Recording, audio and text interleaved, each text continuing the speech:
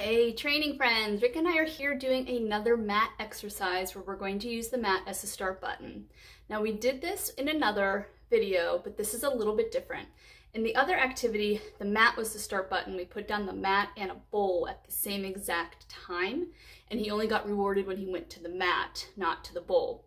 This activity is kind of like a step one, or just a little variation of it.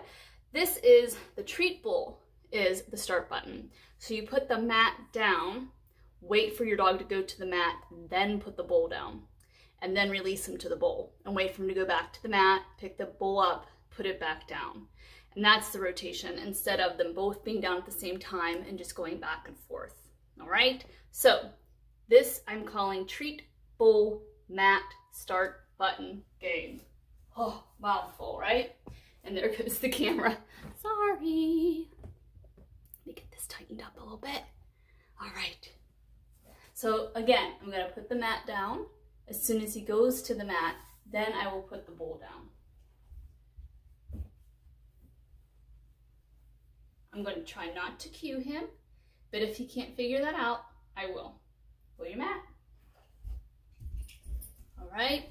And then next comes down the treat bowl from a little distance. And then whenever I do give that release, I'm going to toss a treat in at the same time. Break. Yes, good bowl away. And I'm going to wait for him to figure out to go back to his. When he does that, I'm going to pick it up and put it back down. Break.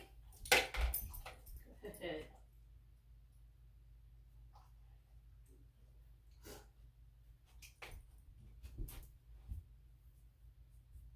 So we're waiting again. Let's see if we figure it out. If not, I will help him. I'm going to give him a few seconds.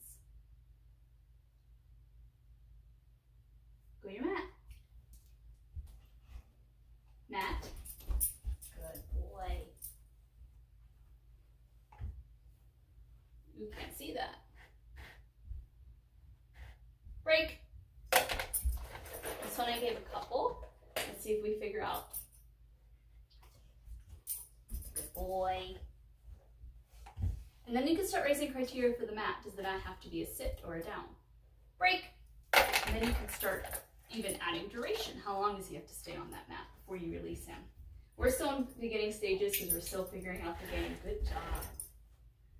Break. Now I'm getting a little more generous because we're getting the game.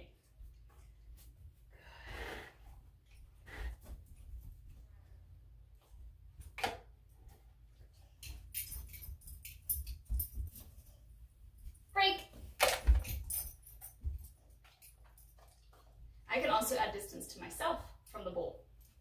There's a lot of stuff you can do with this. Sorry, you can't break.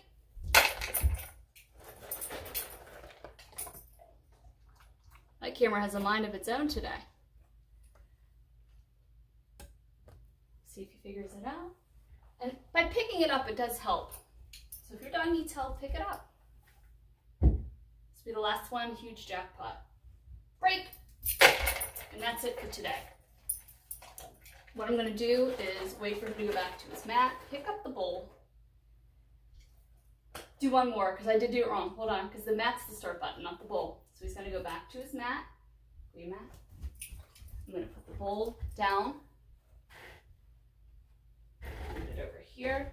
What I'm going to do is put a lot in there, and then I'm going to pick up the mat. The mat's going to end the game because the mat's what starts the game. So if I pick it up and there's no mat, there's no start. Break. The mat will come up. When he's done eating out of the bowl comes up, and the game is now completely done. There's no start button. All right, so this is a fun way to make your mat a start button, an end button, or a punctuation mark during your game or your training session. It lets your dog know that they have control of starting the activity. So hope you'll give it a try. Have fun.